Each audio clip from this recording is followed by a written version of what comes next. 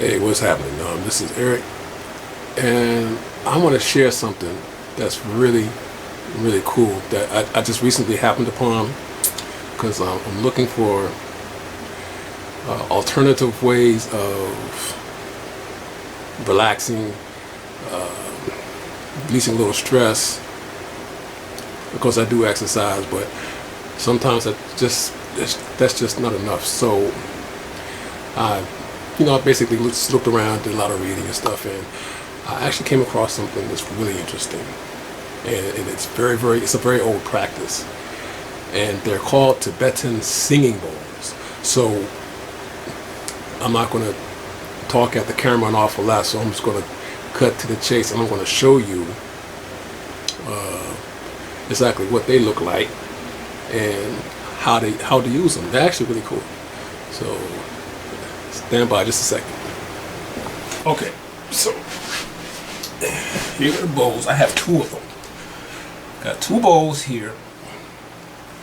This one I got for a pretty good deal on Amazon, and I paid $7 for this.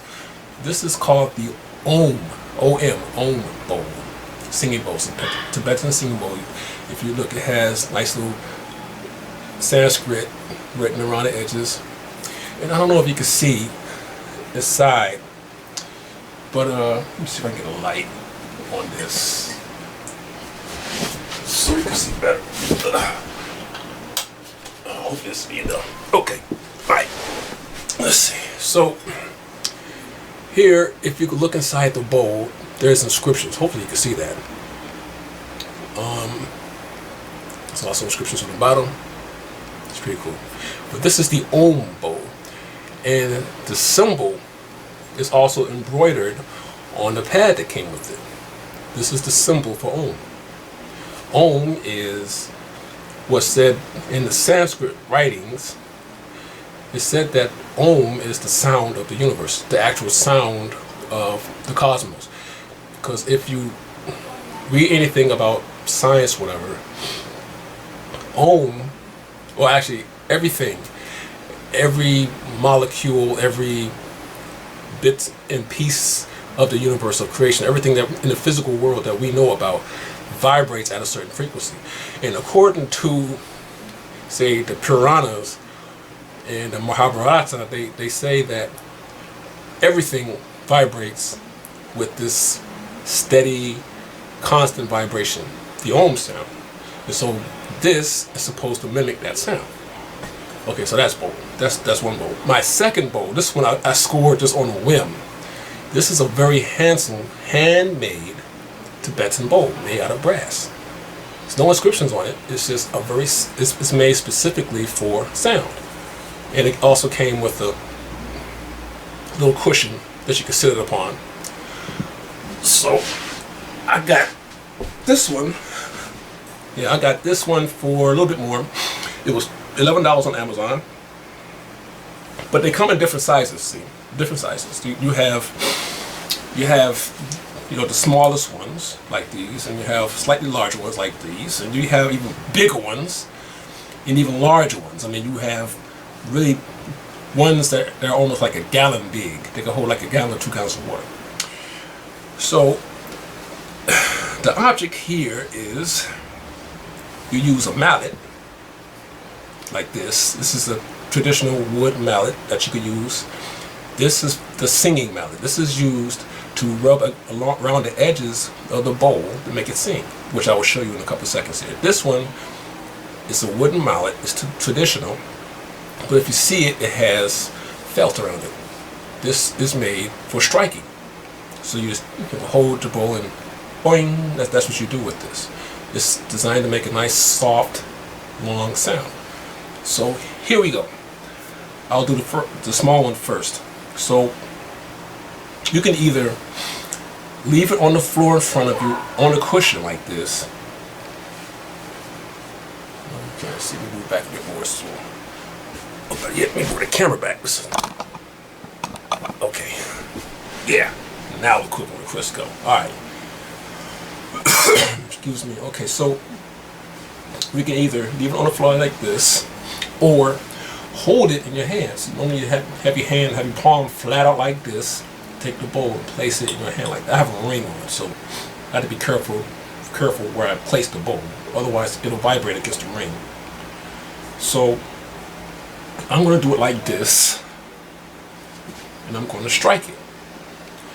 Now, you can either start the sound by excuse me, agitating the mallet against the edge of the bowl like so, and slowly build up a sound. Hopefully you'll start hearing it a little bit. This is the long way of doing it. But you have to maintain constant pressure against the bowl to make the vibration. Okay, now it's coming in. So hopefully you can hear it.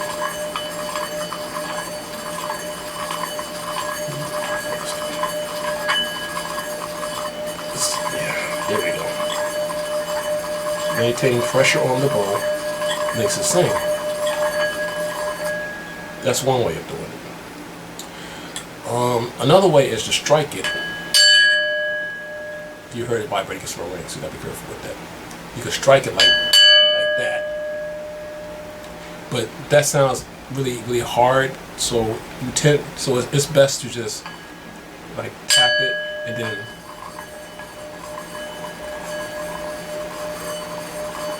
go around like this. Go around clockwise. Yeah, there's the sound. You hear the sound? That is supposed to be the sound of the universe, the Om sound. Now, know how my palm is. It's literally flat, because you want to cup it like that, because see how it stops? Because you're making contact with the side of the bowl. The object is to make sure the bowl is flat on your palm like this, and the curvature is not touching any part of your hand. You see that? Can you see that okay? Yeah, okay, so when you're going around, you're not touching your hand, not touching anything else but the side of the bowl. And this is a very old practice. When I read this, it's wow, over 1,000 years old, from what I understand. Okay, so enough for the small one. This one's a little harder to get going, but it does make a really nice sound. Here is this bowl right here. This joker here is nice. It's really nice. Okay, so you could do it two ways. Now you could use the striking mallet. Say you could use the striking mallet on the small one. However, the sound won't be as strong here. See, do you hear that? The vibration is still there. The tone is still there, but it's muffled because you're striking it. See, this one. These are really good.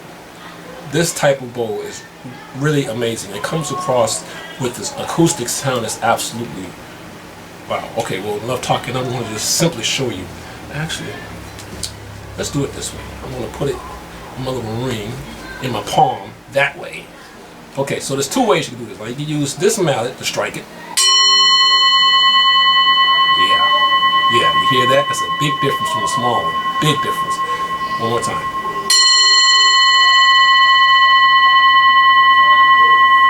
Oh, yeah, that's awesome.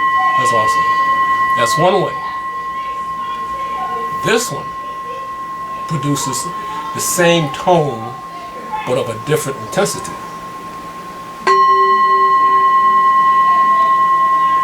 You hear that? I'll do it one more time. Yeah, now you can hear it. You hear that? Yeah, that's nice. It's very, very nice. Now, singing mallet, striking mallet. Now I'm going to take the singing mallet and I'm going to create a continuous tone with this bowl, just like I did with the small one. So here we go. Now you can do it. I find with this one, I tried getting it started like this. It does. It builds up over time, but you gotta work at it and stuff. I find it a lot easier when I strike it first and then begin to rotate around the bowl. Like,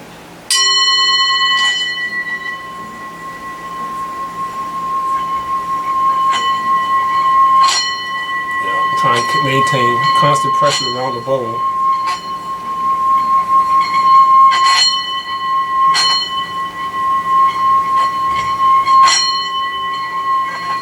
It takes practice, lots of practice, but I think I'm getting it though.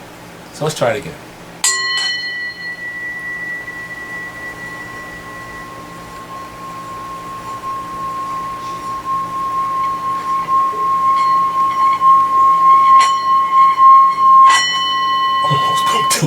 Okay, so let's try it this way. They're fun, but like, you know, it just takes some practice to actually get the technique down.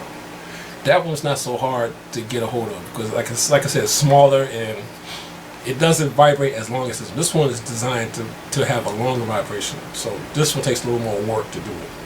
So I'm going to do it again. Yes, sir. Yes, there you go. There we go. Yeah.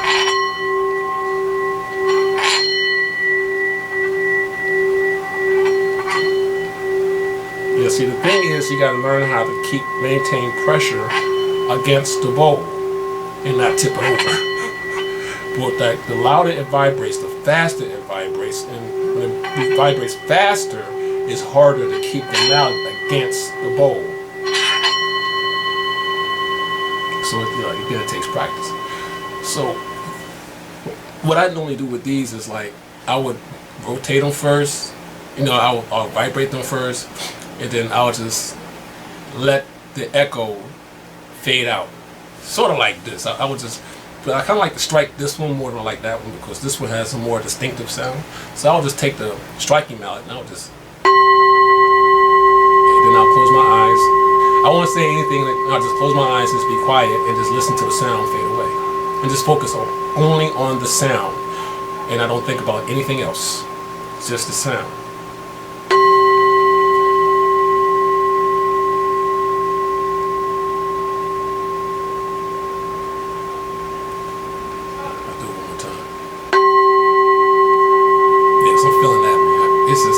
Slip into meditation right now, but yeah, that's what I do. I would normally strike this one with this mallet, but I do make it sing too with this particular mallet. You gotta have rules like you gotta finesse it, sorta, you know. So I just gotta. And the thing is, like, see, the vibration gets really strong, so the pressure has to be maintained. So what I try to do is go slower as the vibration goes faster.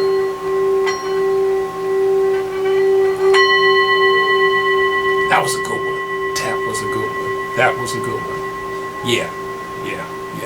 So anyway, that's one of the things that I do when I'm like, you know, I just want to relax, and especially like after I exercise.